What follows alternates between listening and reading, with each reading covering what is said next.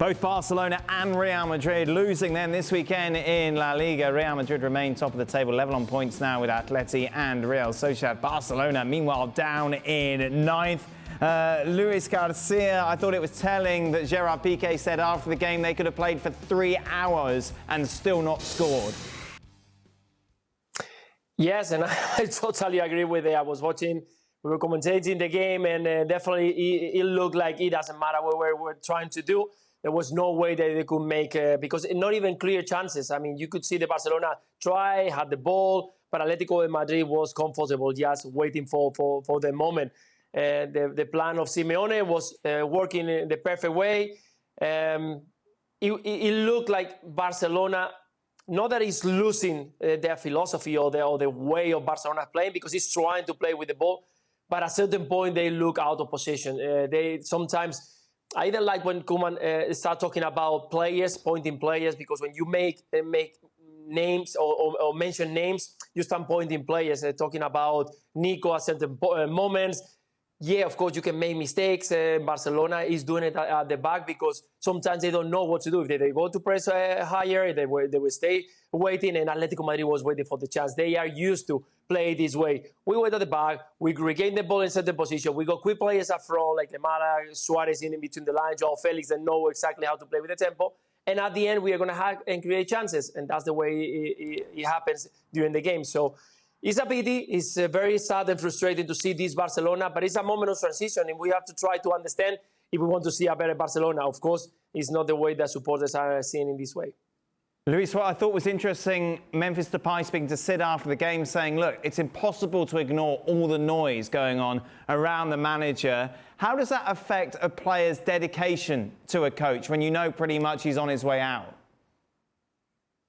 I think it's not only about the surrounding, it's about how you feel into the game. Because when you are being told, listen, this is the plan that we are going to do, and you see that it's not working, and you go the next weekend and you try to do what you've been told, and it's not working again, yeah, and then the surrounding, the people talking about why is this not working, why the players are not ready, why they're not pushing, and then you start feeling a little bit from the inside. Because even though we saw some arguments between Busquets and Piqué saying, listen, why we are not doing this? Why you're not tracking back? Or why is not someone tracking back this player? So at the end, you can see that the message that Ronald Koeman is trying to send to the players is not arriving, because there is a lot of misunderstanding, misjudgments at the back, in the middle of the field, players not tracking back or not following the player who they need to follow. So at the end, of course, it matters. And for the players that they are inside the dressing room, when things are not working, they start feeling that everybody's pointing at them, and sometimes it's not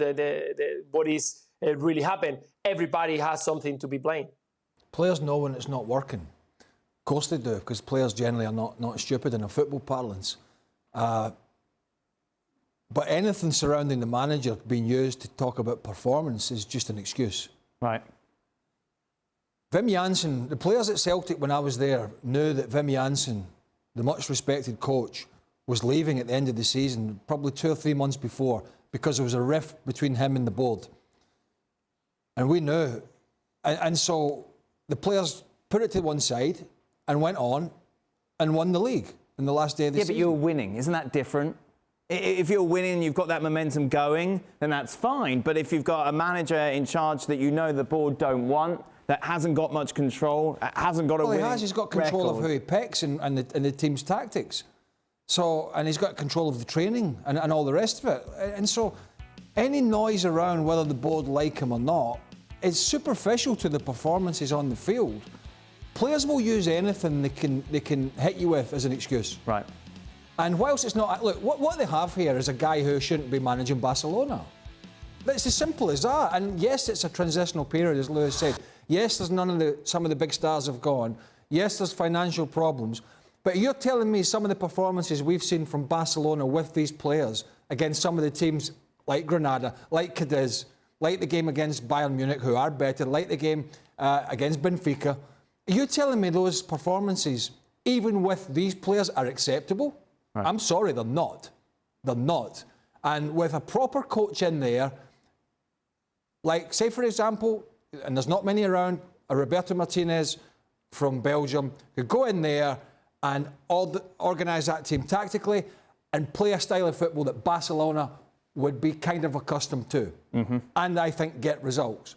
Ronald Koeman's just got his head in a big bucket here. Yeah. He doesn't really know what he's doing. He doesn't really know his squad, and he doesn't know how to get the best out of what he's got, particularly these young players.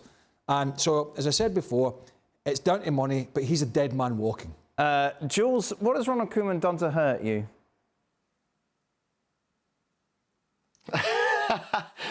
It just makes me sad to see Barcelona in that state, and I blame him as well. He's not the only one to blame, of course, and we're not going to go back to Bartomeu and the way the club has dealt with everything and the money and the wage bill and all of that.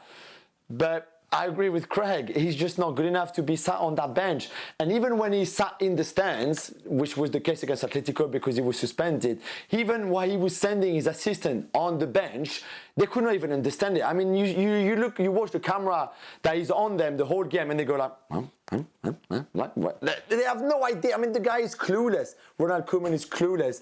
And I even said his name. I didn't want to say his name anymore.